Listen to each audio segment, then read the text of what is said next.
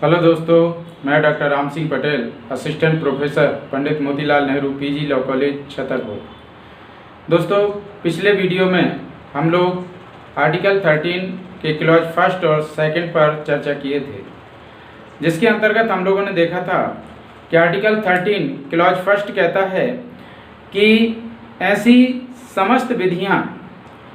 जो कि संविधान के प्रवर्तन के पूर्व अर्थात 26 जनवरी 1950 के पहले निर्मित की गई थीं, लागू की गई थीं, वह समस्त विधियां आगे भी प्रवर्तित बने रहेंगी, आगे भी लागू बनी रहेंगी यदि वह फंडामेंटल राइट्स का वायलेशन नहीं करती हैं, यदि वह मौलिक अधिकारों का उल्लंघन नहीं करती हैं, यदि वह मौलिक अधिकारों से असंगत नहीं है। आर्टिकल 13 क्लॉज सेकंड के अंतर्गत हमने देखा था कि ऐसी समस्त विधियां जो कि संविधान के प्रवर्तन के पश्चात अर्थात संविधान के लागू किए जाने के पश्चात अर्थात 26 जनवरी 1950 के बाद निर्मित की गई एवं लागू की गई, वह विधियां भी प्रवर्तित रहेंगी, लागू रहेंगी यदि वह फंडामेंटल राइट्स का वायलेशन नहीं करती हैं, मौलिक अधिकारों का उल्लंघन नहीं करती हैं। लेकिन चाहे संविधान प्रवर्तन के पूर्व की विधियां हों, चाहे संविधान प्रवर्तन के पश्चात की विधियां हों, यदि ऐसी विधियां फंडामेंटल राइट्स का वायलेशन करती हैं, मौलिक अधिकारों का उल्लंघन करती हैं, तो ऐसी विधियां न्यायालय के द्वारा शून्य घोषित की जा सकेंगे। यद्यपि जितनी मात्रा में वह कानून, वह विधि असंगत है,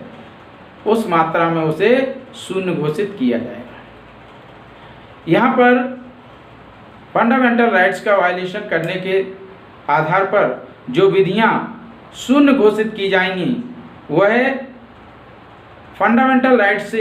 आच्छादित हो जाएंगी, मौलिक अधिकारों से आच्छादित हो जाएंगी, वह शून्य होंगी, मृत नहीं होंगी। अर्थात भविष्य में यदि कोई ऐसा संविधान संशोधन होता है जिससे कि उस विधि और उस मौलिक अधिकार के बीच की असंगतता दूर हो जाती है, वह कानून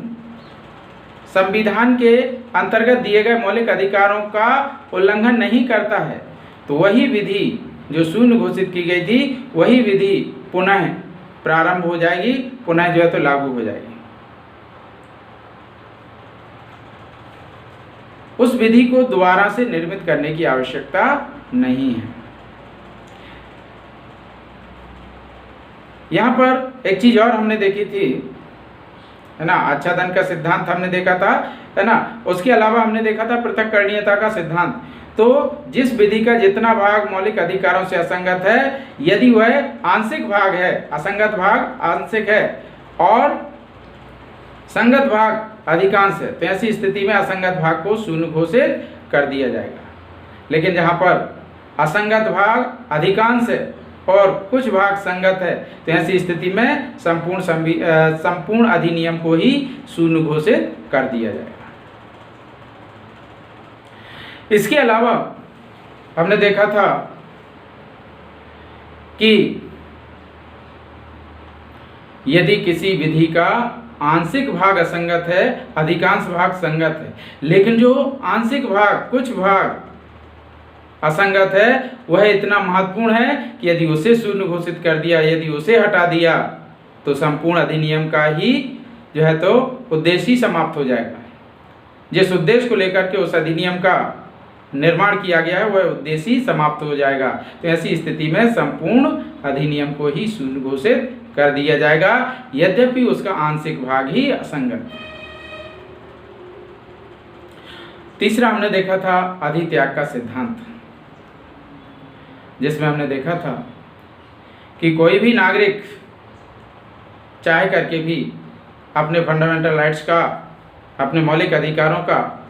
त्याग नहीं कर सकता। और यहाँ पर आर्टिकल 13 के क्लॉज 1 और 2 के अंतर्गत एक ही बात कही गई है कि चाहे संविधान के प्रवर्तन के पूर्व की विधि हो, चाहे संविधान के प्रवर्तन के पश्चात की विधि हो,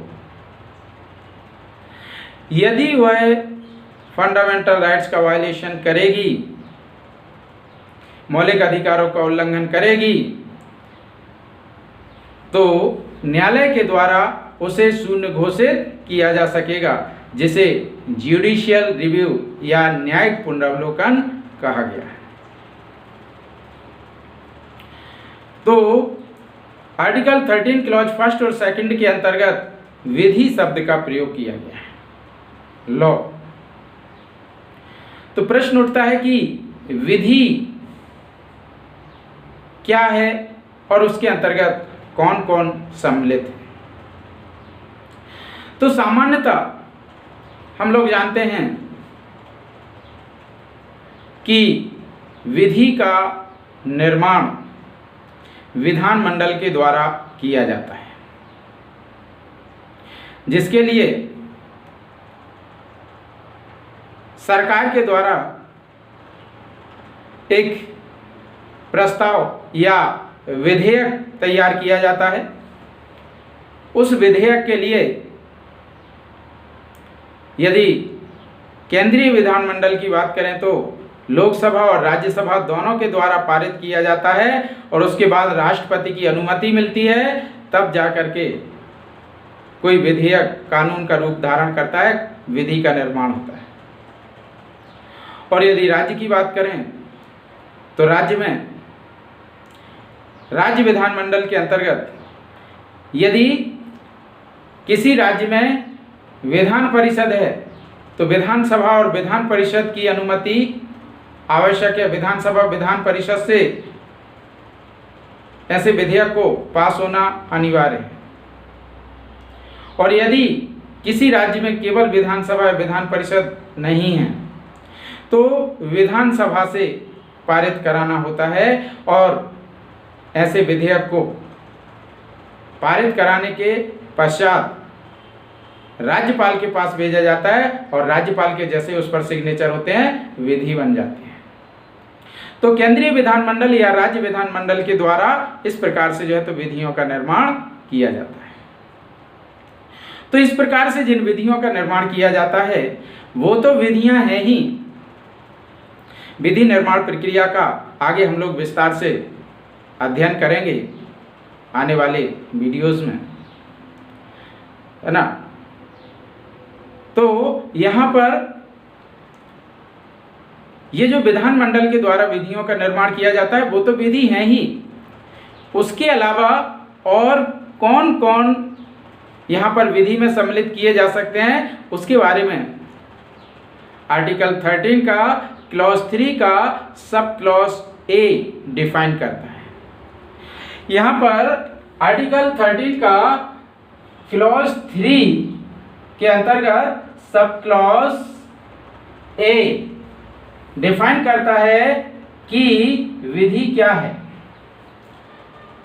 तो आर्टिकल 13 का क्लॉज 3 का सब क्लॉज ए कहता है कि विधि के अंतर्गत ऐसे अन्य प्रावधान जो कि भारत के राज्य क्षेत्र में प्रवर्तित हैं, लागू हैं और जिनके लिए विधि का बल मिला हुआ है, विधि का बल रखने वाले प्रावधान, ऐसे विधि का बल रखने वाले अध्यादेश, है ना, ऑर्डिनेंस। अध्यादेश क्या होता है इसका विस्तृत अध्ययन हम लोग 123 और 213 के अंतर्गत करेंगे, है ना। 123 अर्थात प्रेसिडेंट की ऑर्डिनेंस, है ना, अध्यादेश पारित करने की शक्ति दी गई है, जबकि 213, है ना, ये गवर्नर की ऑर्डिनेंस अर्थात अध्यादेश पारित करने की शक्ति यहाँ पर दी गई है। अध्यादेश होता क्या है? तो अध्यादेश एक प्रकार की विधि ही है। होता क्या है कि जब किसी मुद्दे पर अर्जेंट कानून की आवश्यकता होती है, तत्काल विधि की आवश्यकता है, और संसद विश्रांति काल में है, या यदि राज्य की बात करें तो राज्य विधानमंडल विश्रांति काल में है, अर्थात संसद की या राज्य विधानमंडल की कार्रवाइयां नहीं चल रही हैं, उसका अभी सत्र नहीं चल रहा है, और कानून की तत्काल आवश्यकता है, अर्जेंट आवश्यकता है। ऐसी स्थिति में सरकार के द्वारा जो विधेयक तैयार किया गया था, जो प्रस्ताव तैयार किया गया था, उस विधेयक के लिए आर्टिकल 123 के तहत राष्ट्रपति के द्वारा या 213 के अंतर्गत राज्यपाल के द्वारा अध्यादेश के रूप में, ऑर्डिनेंस के रूप में घोषित कर दिया जाता है और उसे कानून के रूप में लागू कर दिया जाता है। उसका वही प्रभाव होता है जो कि संसद द्वारा बनाए गए कानून का है। लेकिन उसकी अवधि, उस अध्यादेश की आयु मात्र 6 मंथ 6 वीक, 6 माह 6 सप्ताह की होती है। 6 माह 6 सप्ताह पश्चात वह अध्यादेश नहीं रह जाता है। या तो वह कानून बन जाएगा या समाप्त हो जाएगा। इस पर हम लोग विस्तार से आगे चर्चा करेंगे, लेकिन यहाँ पर हम ध्यान रखें कि अध्यादेश भी यहाँ पर जो है आर्टिकल 13 क्लॉज 3 के सब क्लॉज ए के अंतर्गत विधि के अंतर्गत आता है। इसी प्रकार से सरकार के द्वारा जारी किए गए प्रत्येक आदेश विधि के अंतर्गत आते हैं। उपविधि है ना, जो भी किसी विधि में संशोधन आदि किए जाते हैं, संशोधन अधिनियम होते हैं, वो सब यहाँ पर जो है विधि के अंतर्गत माने जाएंगे, है ना। जो भी गवर्नमेंट के द्वारा नियम अर्थात रूल्स तैयार किए जाएंगे या किसी संस्था के द्वारा रेगुलेशन अर्थात विनियम तैयार किए जाएंगे, तो ऐसे रूल्स रेगुलेशन भी आर्टिकल 13 क्लॉज 3 के सब क्लॉज ए के अंतर्गत विधि का बल रखने वाले माने जाएंगे। यहाँ पर जो है तो कहना चाहिए विधि की परिभाषा में आएंगे, है ना, विधि माने जाएंगे। कोई भी नोटिफिकेशन, है ना, अधिसूचना जो कि विधि का बल रखने वाली है, वो भी यहाँ पर विधि में सम्मिलित की जाएगी। कोई भी रूढ़ी या प्रथा, अब ऐसी कोई भी रूढ़ी प्रथा नहीं तो पता चला कि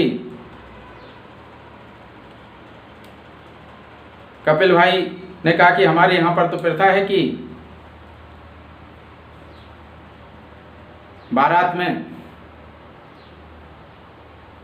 दुल्हन जो है तो घोड़ी चढ़ करके आती है, दूल्हा नहीं।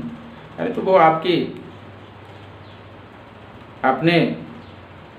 स्थानीय प्रथा या जो है तो कहना चाहिए ऐसी प्रथा है ना, जिसका न्यायालय में कोई ज़्यादा महत्व नहीं है। यदि दुल्हन घोड़ी चढ़ के ना आकर के दूल्हा घोड़ी चढ़ के चला जाता है तो भी विवाह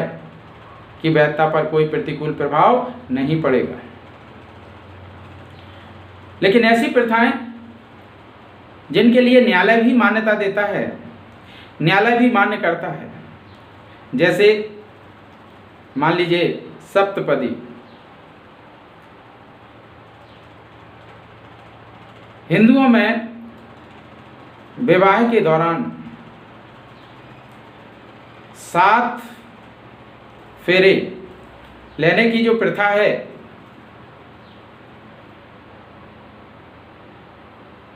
वह न्यायालय में मान्य है। सामान्यतः तो प्रत्येक विवाह के लिए हिंदू विवाह अधिनियम 1955 के अनुसार रजिस्टर्ड होना चाहिए, लेकिन कितने विवाह रजिस्टर्ड होते हैं? मुश्किल से 10% भी नहीं होता है।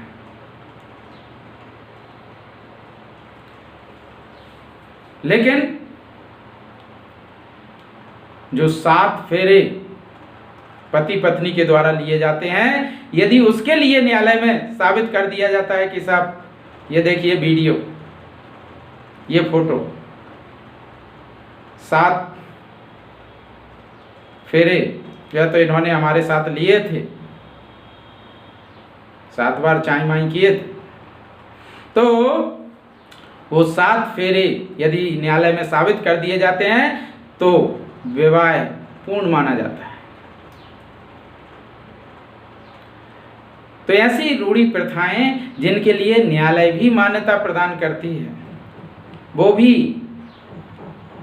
अनुच्छेद 13 के सब अनुच्छेद 3 के सब क्लॉज ए के अंतर्गत विधि माने जाएंगे। तो ध्यान रखिएगा, यहाँ पर आर्टिकल 13 के प्रयोजन के लिए, जुडिशियल रिव्यू के प्रयोजन के लिए यहाँ पर जो है विधि की डेफिनेशन के अंतर्गत, विधि के अंतर्गत भारत के राज्य क्षेत्र में प्रवर्तित विधि का बल रखने वाले प्रत्येक अध्यादेश, प्रत्येक आदेश, प्रत्येक उपविधि, प्रत्येक नियम, प्रत्येक विनियम, प्रत्येक अधिसूचना, रूढ़ी और प्रथाएं, ये विधि की परिभाषा में सम्मिलित हैं, इन्हें भी विधि माना जाएगा। जुडिशियल रिव्यू के प्रयोजन के लिए, न्यायिक पुनरावलोकन के उद्देश्य की पूर्ति के लिए, अर्थात इनमें से कोई भी, अर्थात अध्यादेश, आदेश, उपविधि, नियम, विनियम, अधिसूचना, रूढ़ी, प्रथा, इनमें से कोई भी, चाहे संविधान के प्रवर्तन के पूर्व का हो, चाहे संविधान के प्रवर्तन के पश्चात का, यदि वह फंडामेंटल राइट्स का वायलेशन करता है, यदि वह मौलिक अधिकारों का उल्लंघन करता है, तो वहां पर न्यायालय को जुडिशियल रिव्यू की पावर होगी, न्यायालय को न्यायिक पुनरावलोकन की शक्ति होगी, और न्यायालय ऐसी जो है मौलिक अधिकारों से असंगतता की मात्रा तक उसे जो है तो शून्य घोषित कर सके। किसी भी जो है तो विधि, अध्यादेश, आदेश, उपविधि, नियम, विनियम, अधिसूचना, रूढ़ी, प्रथा आदि को यदि वह किसी भी मौलिक अधिकार से असंगत है, फंडामेंटल राइट्स का वायलेशन करती है, तो न्यायालय के द्वारा जुडिशियल पावर का प्रयोग करते हुए उसे शून्य घोषित किया जा सकेगा। जैसे अभी वर्तमान में आप लोग देख रहे होंगे ट्रिपल तलाक, ट्रिपल तलाक के लिए जो कि एक जो है मुस्लिम विधि के अंतर्गत प्रावधान था, लेकिन इससे मुस्लिम महिलाओं के फंडामेंटल राइट्स का वायलेशन हो रहा था, मौलिक अधिकारों का उल्लंघन हो रहा था। परिणाम स्वरूप यहाँ पर न्यायपालिका ने जुडिशियल रिव्यू का प्रयोग करते हुए उसे शून्य घोषित कर दिया। और विधानमंडल के द्वारा भी इसे विधि बना करके दंडनीय घोषित कर दिया गया। तो इस प्रकार से कोई भी रूढ़ि प्रथा हो, आदेश अध्यादेश हो, कोई भी हो, विधि हो, नियम हो, विनियम हो, अधिसूचना हो, यदि वह फंडामेंटल राइट्स का वायलेशन करती है तो उसे न्यायालय के द्वारा जुडिशियल रिव्यू की पावर के तहत शून्य घोषित किया जा सकता है। आर्टिकल 13 के क्लॉज 3 के अंतर्गत सब क्लॉज बी दिया गया है ना, सब क्लॉज बी। इसमें बताया गया है प्रवृत्त विधि, एनफोर्स लॉ। एनफोर्स लॉ क्या है, प्रवृत्त विधि क्या है, ये यहाँ पर आर्टिकल 13 क्लॉज बी के अंतर्गत बताया गया। तो यहाँ पर article 13 clause 3 sub clause B के अंतर्गत कहा गया है कि प्रवृत्त विधि से तात्पर्य है संविधान के प्रवर्तन के पूर्व या संविधान के प्रवर्तन के पश्चात, अर्थात 26 जनवरी के पहले या 26 जनवरी 1950 के बाद, है ना, 26 जनवरी 1950 के पहले या 26 जनवरी 1950 के बाद किसी भी समय यहाँ पर जो है क्या किया जाता है, किसी विधि को लागू किया जाता है, किसी विधि का जो है तो निर्माण किया जाता है। तो ऐसी विधि को एक बार परिवर्तित करने के पश्चात, एक बार लागू करने के पश्चात, ऐसी विधि को एक बार यदि परिवर्तित कर दिया गया है, लागू कर दिया गया है, तो जब तक किसी सक्षम विधानमंडल के द्वारा उसे समाप्त नहीं किया गया है, रिपील नहीं किया गया है, निरसित नहीं किया गया है, या किसी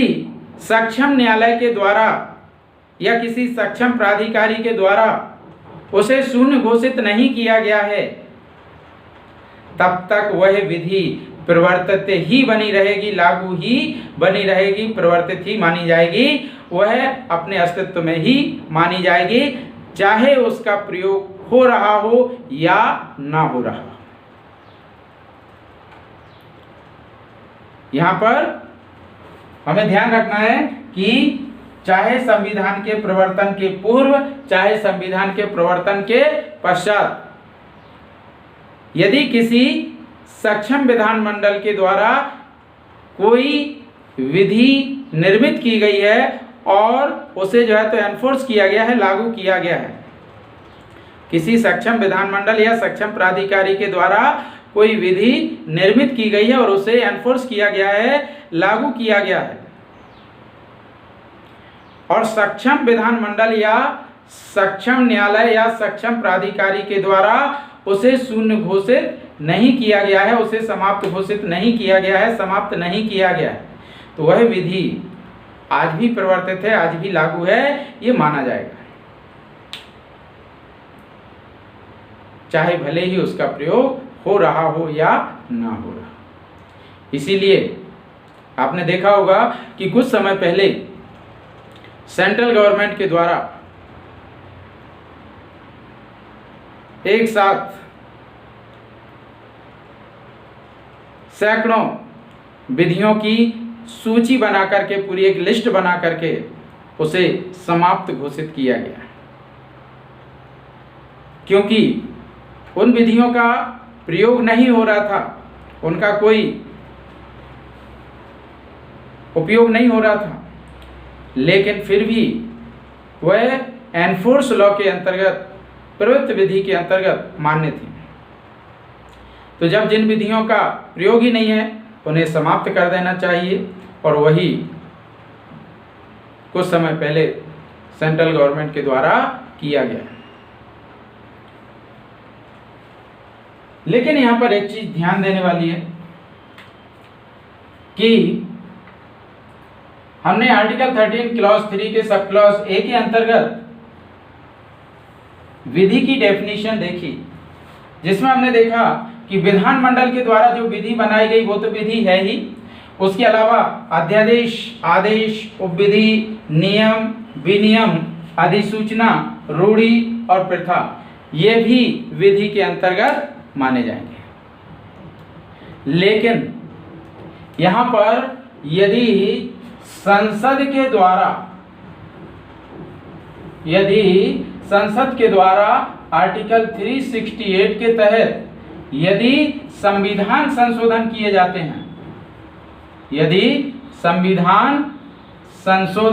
जाते हैं, तो ऐसे संविधान संशोधन विधि माने जाएंगे या नहीं माने जाएंगे, इसके बारे में यहाँ पर कोई उल्लेख नहीं किया गया है, यहाँ पर कोई विवरण नहीं दिया गया। तो इसका विवरण यहाँ पर आर्टिकल 13 के क्लॉज 4 में दिया गया है, जिसका अध्ययन हम लोग अगले वीडियो में करेंगे। तो आज के लिए इतना ही। आगे हम लोग अगले वीडियो में चर्चा करेंगे आर्टिकल 13 क्लॉज 4, जिसके अंतर्गत हम लोग देखेंगे थ्योरी ऑफ बेसिक स्ट्रक्चर, आधारभूत ढांचे की अवधारणा या आधारभूत ढांचे का सिद्धांत। दोस्तों, यदि आप लोग ने अभी तक इस YouTube चैनल को RSP law constitution YouTube channel को सब्सक्राइब नहीं किया है, तो इसे सब्सक्राइब कर लें और बाजू में दिए बेल आइकन को ज़रूर दबाएं, जिससे कि आने वाले प्रत्येक नए वीडियो के नोटिफिकेशन आप तक पहुंचते रहें। साथ ही साथ इस वीडियो को अधिक से अधिक शेयर करें, जिससे कि अधिक से अधिक लोगों को इसका फ़ायदा मिल सके। धन्यवाद, नमस्कार।